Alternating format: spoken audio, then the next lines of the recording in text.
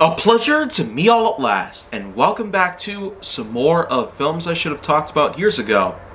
So what we're going to talk about today, specifically, will entitle more of Dragon Ball Z. Yeah, it seems like I got a lot of Dragon Ball on my mind, but maybe the most important thing, apart from all of the releases that I've spoken of so far, would have to be the fact that there actually will be some brand new DLC coming for DBZ Kakarot. The best game ever of all the Dragon Ball games, that is. Yeah, better than Fighter Z, Xenoverse, Tenkaichi, Budokai, any of the which that we've known from before then. Kakarot proved to be the best, for a lot of reasons. And this is in fact the movie that is going to be based off, well, DLC. Brand new DLC will in fact be coming, based on the story surrounding Bardock, father of Goku. Yeah, the actual father of Goku was not Grandpa Gohan, if you've known canonically, but it was in fact a person known by the name of Bardock, a Saiyan warrior who was in fact a low-class Saiyan warrior who lived on planet Vegeta before its destruction. He was in fact the one responsible for overseeing Frieza's plans to annihilate planet Vegeta and cover it up by claiming that it was a meteor that destroyed it and not by his own hand. But it should be worth knowing though, the DLC that DBZ Kakarot will be circumnavigating won't just go around the entirety of the story itself in the movie, but also from other things. Anyways though, Father of Goku, Bardock, more specifically, was in fact a TV movie from 1990. So it pretty much came around at the height of the original Dragon Ball Z, which came out a few years earlier at first. Following the eventual climax of Dragon Ball, the classic anime from the mid-1980s, originally created by Toriyama. This man himself really managed to make a huge part of our generation. With Dragon Ball Z, how could you ever go wrong? All the Kamehamehas, special beam cannons, final flashes, Gallic guns, and Masenkos, pretty much. They all speak up from themselves, but it's not just the superpowers, or Ki Blast, if you will, that made Dragon Ball Z amazing. The storyline is really what intrigues a lot of us to this day. And the game, DBZ Kakarot, really explored the anime with some amazing flying colors. And possibly the best interpretation that we could have ever possibly gotten a hold of. Maybe someday there will probably be another title that'll overthrow this, but that could take a long time for them to do. Bandai Namco totally nailed it, by all means. They also did great with the Dark Pictures anthology. A brand new game is actually going to be coming out next month, known as The Devil in Me. Anyways, though, back to Bardock, father of Goku. The story of Bardock, father of Goku takes place many years before any of the events of Dragon Ball or Dragon Ball Z. Or, of course, if you're more familiar, more recent years, Dragon Ball Super.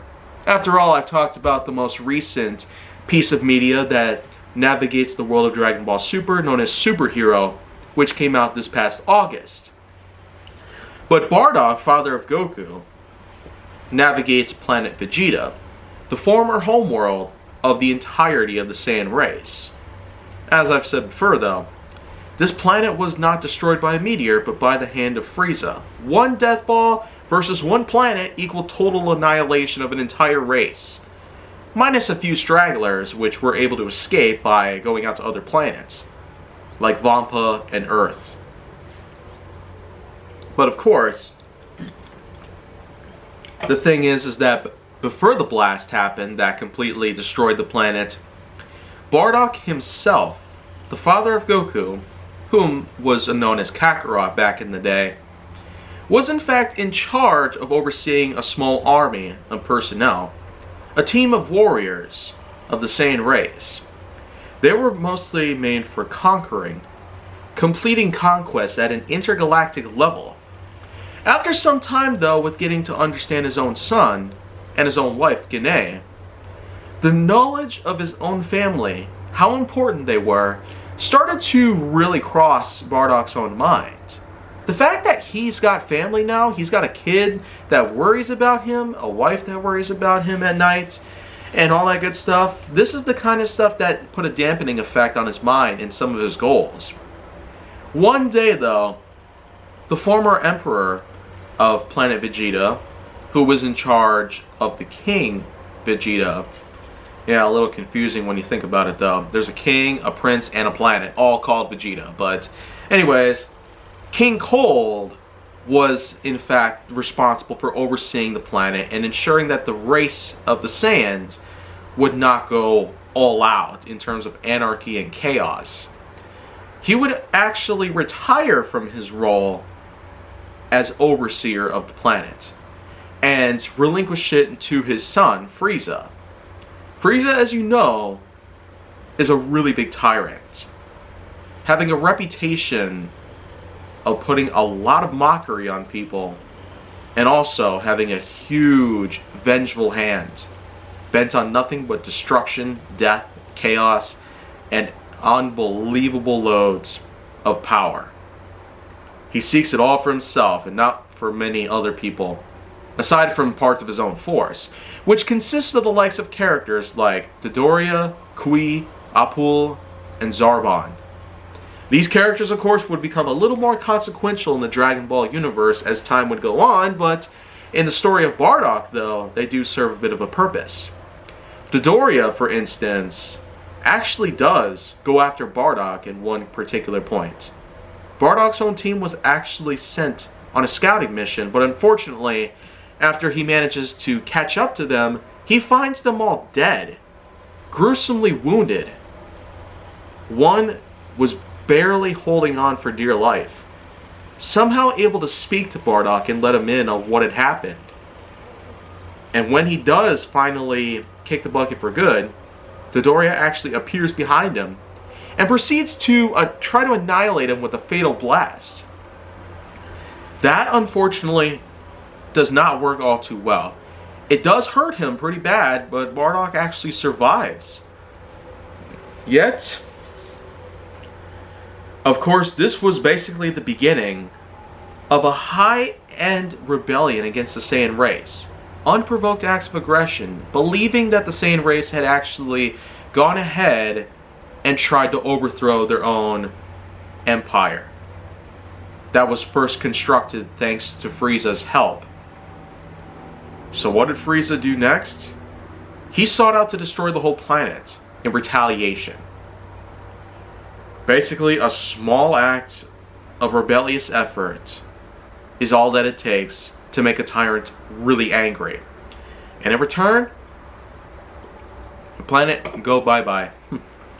And when that does happen, well, Bardock actually prepares a few things. He talks to Gine, and she eventually agrees to allow him to take his own son to put on a spaceship and have it sent to an undisclosed location. And this spaceship was never detected by anybody, nor would it be sought after by anybody. Thankfully so, because the baby was a low-class warrior himself, and therefore not an immediate threat. Of course, this would come back to bite them later on, but again, Planet Vegeta ends up getting destroyed shortly after Kakarot's departure from the planet. Departure from his own parents, departure from his own former life. As a loathsome, seething Saiyan with a tail. And that essentially is what builds up the connect the dots puzzle that allows us to proceed into the events of the original Dragon Ball. And that is where the true adventure begins. Goku lands on Earth, is taken care of by Grandpa Gohan, and then some. While Bardock's life, and Gine's life, and everybody else that's on planet Vegeta is all blown to smithereens. Even the king himself could not survive. Meanwhile, there were in fact other Saiyans around, as we would find out in the original story. Basically, in Dragon Ball Z, we would learn that Goku has a brother named Raditz. And eventually, more Saiyans would show up. The Prince of the King Vegeta, also known as Vegeta, just Prince Vegeta, as well as an elite warrior called Nappa. And it would pretty much just go on further. There would be no Saiyans other than Goku and Vegeta for a while. New generations of Saiyan warriors would build with Gohan, Goten, and Trunks. And eventually, they would stumble across another Saiyan warrior known as Broly and his father, Paragus. All of that storyline that just unfolds after the events of Bardock had completely ended just go to show there is so much to look forward to. It really makes you wonder, is the Saiyan race truly extinct? Are these the only survivors? Or is there an eventual buildup of the Saiyan warrior race that's going to take place, but it will take decades to complete? Legitimate questions are bound to show up all over the place nowadays, considering how big the fandom for this exact piece of media, this exact franchise, truly is. And as it's going to approach its 40th anniversary pretty soon, it's going to be very imperative that we all take a good look back in the past, the year 1990, and realize that this was the true origin story that Goku himself came from. He came from a planet that had an entire race worth of people of his own kind. Mighty powerful, able to transform into that famous golden-haired look. And well, then some. Now, for the TV movie itself, Bardock, Father of Goku, well, I really do like it for what it is. It's pretty short for what it is, being that it was a television exclusive, but television movies or not, I still do feel like that they do a pretty good job at what they do, and that is to tell some good stories of things. And with that in mind, this is where I can pretty much declare it to be over here. So, my overall score for this will be a nice 7.3 out of 10.1. And if you want to see more, go down to my channel, then make sure that you like, subscribe, comment, follow me on social media, and stay on the Hollywood side.